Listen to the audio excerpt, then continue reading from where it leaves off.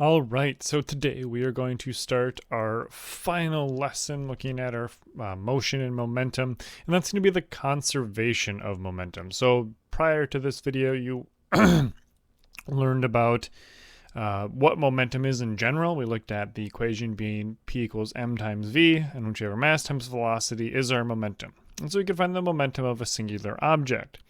Now, when we're looking at the conservation of momentum, we now want to start exploring what happens if one object hits another one, and how does that affect our overall momentum. So let's have a look at that.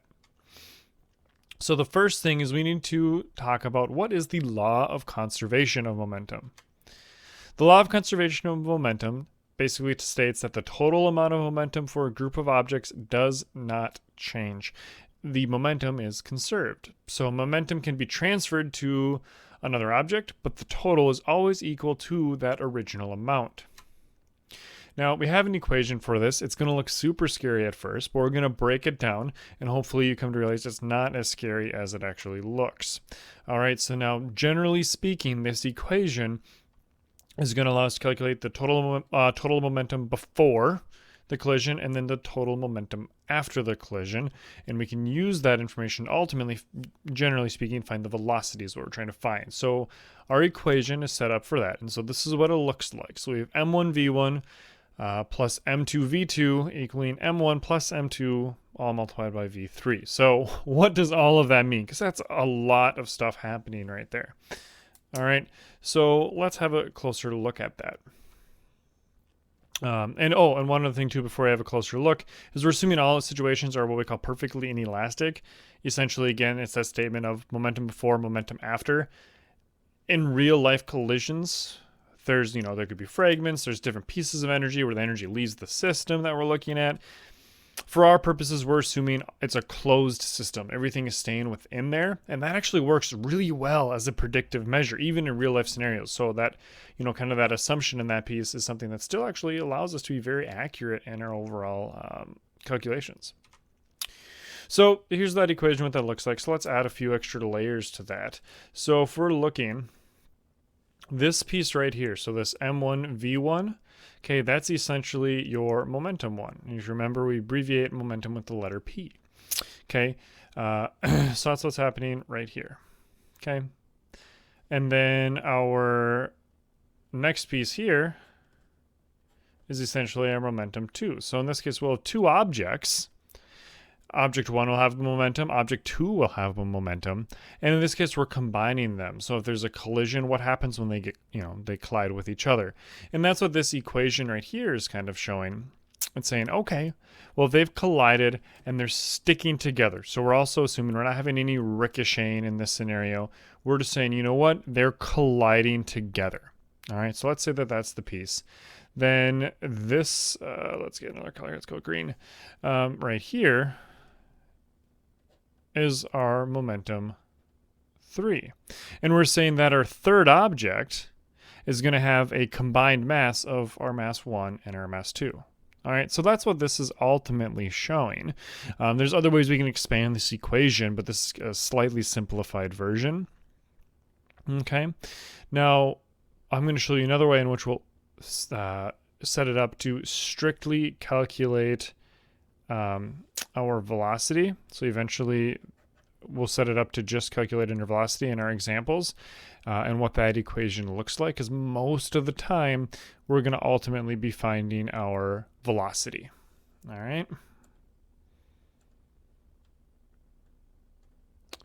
So in this scenario, we have two, so we're going to go through an example. So in this specific scenario, one thing I do want to make sure we emphasize here, is this is a collision in the same direction. Okay, so this is where we have two objects. They're both moving in the exact same direction. Okay. So two ice skaters are racing. Skater 1 is moving at 10 meters per second and has a mass of 50 kilograms. Skater 2 is moving a little faster at 11 meters per second and has a mass of 60 kilograms. They're both moving the same direction. Skater 2 runs into Skater 1 from behind. At the moment of impact, what is the resulting velocity of both skaters? So we're trying to find the velocity, and we have a scenario kind of like on the right here. with this collision, right? Hitting from behind.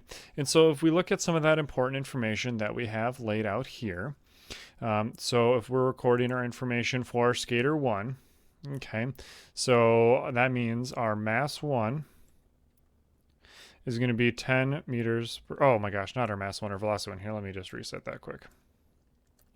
So our mass 1 is going to be 50 kilograms. And our velocity 1 is going to be 10 meters per second. And right now, so yeah, I'm saying velocity, I don't have a direction on here. And that's because we already said that they're moving in the exact same direction. So we don't really need to worry about it because they're both moving the same way. And so that doesn't matter for us. All right. And then our skater 2, so our mass 2, we said had a mass of 60 kilograms and a velocity of 11 meters per second. All right. So for this first part, what we're going to do is we're just going to find what is my total momentum right now. Okay, so that's my goal. Let's just find my total momentum first in my system, so like the before piece. And so if that's the case, then we have, if we find momentum, so remember our general equation for momentum was momentum equals mass times velocity. All right, and so that's what we're going to go ahead and do for both of these scenarios. So if we do that, all right, we're going to find that my overall momentum for, you know, my momentum 1 is going to be 50 times 10, right? Because it's mass times velocity. So we're going to get 500 kilograms per meter per second. Okay. And my momentum 2, okay, is going to be 60 times 11, which is essentially going to be 660 kilograms per meter per second. Okay. And if we now combine those two things, we're going to end up with a total momentum of 1,160 kilograms per meter per second. All right, so that's going to be our total momentum. So that's a number that we're going to want to have later. All right, so that's always your kind of first step when you're doing these, is find what is that total momentum. So next, what we need to do is we need to be able to find the final velocity. All right, so that's our next step, is finding the final velocity, now that we know that. So if we recall, okay, so our equation, which I have above, all right, so I have the parts in green are going to be our total momentum, all right, which we said is 1,160 kilograms per meters per second, all right? We just found that on the previous slide. Our total mass, M1 plus M2, is 50 plus 60, which gives us 110 kilograms. All right, so that's just our total mass, because we assume these two skaters at the moment of impact, we kind of consider them one mass, because technically they're hitting each other, they're kind of joined. And so again, we're making some kind of broad assumptions there, but it actually works pretty effectively. And what we're trying to find is that final velocity. That's V3, and we don't know that yet. That's the piece we still need to find. So what we're going to end up doing is having this equation. This is the one where I said we'll primarily be using this equation when we're finding velocity. We'll almost always be finding V3, the final velocity, the third thing.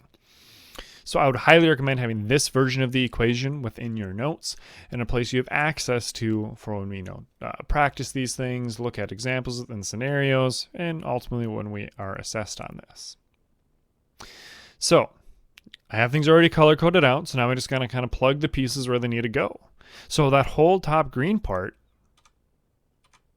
is going to get changed to 1,160 kilograms per meters per second. That's our total overall momentum. And we're going to have 110 kilograms on the bottom. So now we just simply divide that out, and you should end up finding it being 10.5 meters per second. All right. If we had been given a specific direction, then we had attached that. Since these are both kind of going in the same direction, we're not too worried about that, since they're both traveling in that exact same direction. Okay, so that's that example. So now let's look at one where maybe it's not quite as clear-cut in the sense of both moving in the same direction. So let's look at one Now, where we are looking at an example of collision in opposite directions. Okay, so I got some of that important pieces highlighted because this can get kind of tricky. So we are crash testing two cars. All right, so we have one car that has a mass of 1,500 kilograms and is moving east at 20 meters per second. We have the second car that is moving west at 10 meters per second and has a mass of 2,000 kilograms. What will be the resulting velocity? So if we look at this scenario, there's a couple of pieces to consider. First, let's record that important information. So right off the bat, we know that my mass 1 is 15,000 kilograms. And my mass 2, or not my mass 2, my velocity 1, I'm getting ahead of myself, is 20 meters per second. And one piece we can add is because we were given a direction, and so that's ultimately going to be east. So that's an important piece now. And then now we're moving on to our second car. So our mass 1 is going to be 2,000 kilograms. And our velocity, mass 2, I wrote mass 1. There we go. Velocity 2 is going to be 10 meters per second. And we were told that it is going west. So we're going to go ahead and tack on west here. Now, in this given scenario, we need to determine what's positive and what's negative because they're fighting against each other. And if you've ever seen anything collide with each other, right, they don't instantly add to each other and all start moving faster in one of those directions, right? One of those objects prevents that motion, right? They fight against each other. And so we need to determine what are we going to say is positive and negative. This is the tricky part for a lot of people. Now, you can ultimately choose whatever you want to choose, okay? Now, typically what I do is I almost always make anything that would, so if we think of, we have east and west, I think of east as kind of going to the right and west is kind of going to the left if we have our compass. And so what I'm going to do is I'm going to say anything going this direction is going to be positive, and anything going this direction is going to be negative. And so I'm going to say then that going to the east is positive, and going to the west is going to be negative. All right. You could ultimately choose whatever you want to do, but that will affect your overall final answer because the sign you will have, it matters. And so by default, I always like to say anything going to the right across the page is positive, left is negative, because that's just kind of how, we read right to left, things like that. So, or left to right. Oh my gosh, what am I saying? Okay, so our next step is we need to find our total overall momentum. Now this is the piece that's tricky because we just said that our direction matters, right? We just said that up over here in the corner, which means here our velocity is now negative because it is moving in the opposite direction that we're saying is positive. Okay. That negative is going to be really important because that affects our overall final answer and is probably the trickiest and most common error we may have. But so once we have that established, then we're going to find that my total momentum for this top part, so 1,500 times 20 is 30,000. Okay, so the total momentum here is 30,000 kilograms meters per second. Okay, and then we're going to find my total momentum here to be negative 20,000 kilograms per meter per second. So that's a really important piece because now when we combine these two things, we should find that these together leaves us a leftover 10,000 kilograms per meter second. Kilograms meters per second. Okay. So if you had done it in the other way, and if you had flipped the positive and negative, then your answer here would now actually be negative 10,000 kilograms meters per second. Okay, so that's really what would change, and so that could ultimately alter your final answer. It would still technically be right, but you'd have to define that direction. All right, so let's go ahead and see what this looks like when you take the next step, because right now we have our total overall momentum right here. Okay.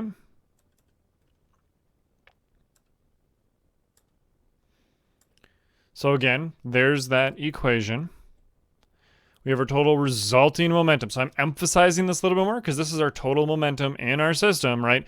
And so that's what's happening here. Okay, so it's that 10,000 kilograms meters per second, and it's going to the east. Just kind of emphasizing that piece that this is going to the right, and that's why it's positive.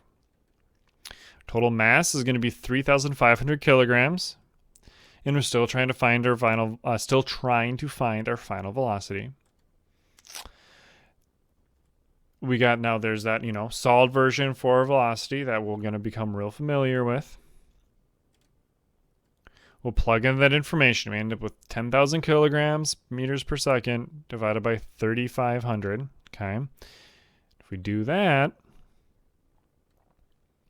we should end up with 2.86 meters per second. And you'll notice I now have emphasized the direction in this one, and we have east attached on here because that is the direction that we are moving, and that's important, right? Because it would be a different answer. So if you had done this or you had it defined the other way, then you would have negative 286 meters per second, and it'd be traveling west because now you'd be traveling in that negative direction, which would be the westward direction if we define it, right? So that's kind of how that would be working out. Yeah. All right. So the direction piece is tricky. So I always like to just, always define it and always say, anything going to the right is positive, anything going to the left is negative. You don't have to do that, but that's what I would highly recommend because it keeps it kind of a little bit simpler and focused on that piece. So this was your lesson on conservation of momentum. I know it can be tricky. We'll spend some time practicing. This is the last piece for this unit, so we'll spend time focusing in on it, and we'll have a few activities in which you can practice that as well. As always, if you have questions, please let me know. I'll be happy to help you out. Thanks for watching.